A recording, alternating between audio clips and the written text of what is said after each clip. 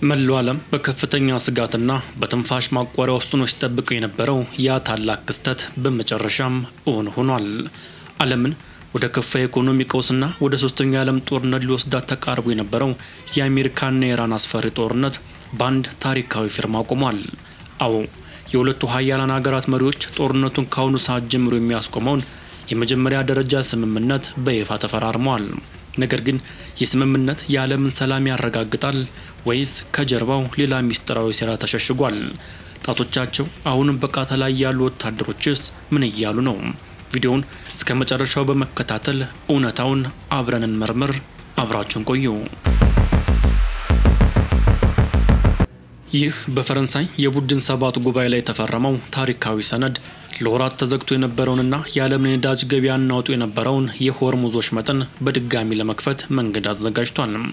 አሜሪካ በኢራን ላይ ጣለቻቸውን ሁሉንም አይነት ከባድ ማዕቀቦች የምታነሳ ሲሆን በምትኩ ደግሞ የ300 ቢሊዮን ዶላር ዋጋ ያለው የኢራን መልሶ የመገንባት እቅድ ወደ ትግበራ ይገባል። የአሜሪካው ፕሬዝዳንት ዶናልድ ትራምፕ ፊርማቸውን ባኖሩበት ወቅት እንደተናገሩት ይህ ውሳኔ ዓለም አቀፍ የኢኮኖሚ ድብታንና ቀውስን የሚቀለብስ ብቸኛ አማራጭ ነው። ትራምፕ የምጣኔ ሀብት ቀውስ ማየት አልፈልግም፣ ጦርነቱ ቢቀጥል ኖሮ ግን የሚከተለው ያ ነበር ሲሉ የውሳኔያቸውን አስፈላጊነት አስምረውበታል። ነገር ግን ነገሮች ሁሉ አልጋ ባልጋ አይደሉም። የጦርነቱ መነሻ የሆነው የኢራን የኒውክሌር ፕሮግራም ጉዳይ አሁንም እንደ ትልቅ ፈንጅ ተቀብሎ ይገኛል። መሪዎቹ በዚህ ጉዳይ ላይ ለሚቀጥሉ 60 ቀናት ከባድ ድርድር ለማድረግ የተስማሙ ቢሆንም ትራምፕ ግን ግልጽና አስደንጋጭ ማስጠንቀቂያ ሰጥተዋል። ከኢራን ጋር የመጨረሻው ስምምነት ላይ መድረስ ካልተቻለ አሜሪካ በድጋሚ በቦምብ እንደምትደበድባቸው በይፋ ዝቷል። በሌላ በኩል ደግሞ የአሜሪካው መከላከያ ሚኒስትር ፔት ሄግሴት ኢራን ለስምምነቱ የማትገዛ ከሆነ አሜሪካ የማያፈናፍን የባህር ላይና የኢኮኖሚ እንቅስቃሴ ገደብ መልሳ ለመጣል ከተገቢው በላይ ዝግጁ መሆኗና ወታደራዊ እርምጃ ለመውሰድ ወደ ኋላ እንደማትል በጽኑ አስታውቋል። በሌላ በኩል የኢራኑ ፕሬዝዳንት ማሱድ ፔሽኪያን በስምምነቱ ላይ ፊርማቸውን ቢያኖሩም በቴህራን በኩል ያለው ጥርጣሬና ውጥረት ግን ሰማይ ነክቷል። የኢራን ቁልፍ ተደራዳሪና የምክር ቤት አፈ ጉባኤ ሞሐመድ ባጋር ጋሊባፍ ለአሜሪካ ያላቸውን ጥልቅ አለመተማመን በይፋ ገልጿል። ጣቶቻችን አሁንም ቃታ ለመሳብ ዝግጁ ናቸው ያሉት ጋሊባፍ ጠላት የጠየቀውን የሰላም ቋንቋን ካልተረዳ ኢራን ወደ ኃይል ቋንቋ ለመመለስ ምንም እንደማያግዳት በቁጣ ተናግሯል።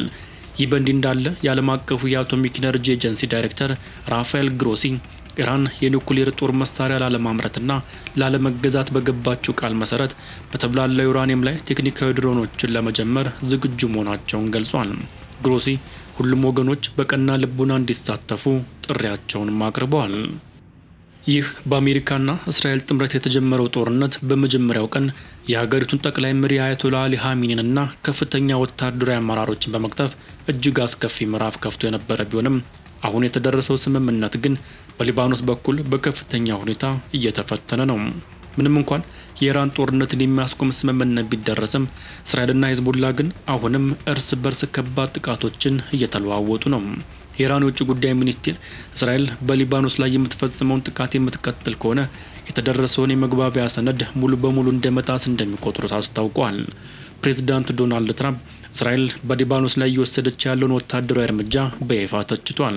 ትራምፕ ከኔታንያሁ ጋር ወዳጅነት እንዳላቸው ቢገልጹም በዚህ መልኩ በርካታ ጥቃቶች በመፈጸማቸው ደስተኛ ለመሆናቸውን ተናግረዋል። ነገር ግን የኔታንያሁ አቋም ፍጹም የተለየ ነው። የእስራኤል ጦር አስፈላጊ እስከሆነ ድረስ በሊባኖስ እንደሚቆይ በጽኑ ተናግረዋል። ይህ ታሪካዊ ስምምነት ከብዙ የዓለም ሀገራት አድናቆት ቢቸረውም በሁለቱም ሀገራት ውስጥ ባሉ አክራሪ ኃይሎች ዘንድ ግን ከባድ ተቃውሞ እየገጠመው ነው። በኢራን በኩል የሟቹ መሪ አያቶላ አሊ ሀሚኒ አክራሪ ተከታዮች ስምምነቱን አጥብቀው የተቃወሙት ይገኛሉ። የአባታቸውን ቦታ የተኩትና እስካሁን በአደባባይ ያልታዩት ሙጅተባ አሚኒ በጉዳዩ ላይ ያላቸውን አቋም አሁንም ሚስጥር ነው። በእስራኤል በኩል ደግሞ ጠቅላይ ሚኒስትር ቤንያሚን ኔታንያሁ ፕሬዝዳንት ትራምፕ ከኢራን ጋር የደረሱትን ስምምነት ውድቅ እንዲያደርጉ ከተቃዋሚዎቻቸው ከፍተኛ ጫና እየተደረገባቸው ነው። እስራኤል ተቃዋሚ ፓርቲ መሪ አቪግዶር ሊበርማን እስራኤል የራሷን ጥቅም ብቻ እንጂ የዓለምን የነዳጅ ገበያና የአክሲዮን ዋጋ እይታ ውስጥ እንደማትሰጥ በመግለጽ ኔታንያሁ ከዚህ ስምምነት እጃቸውን እንዲያወጡና በሊባኖስ ላይ የሚደረገው ዘመቻ እንዳይቆም በይፋ ጠይቋል።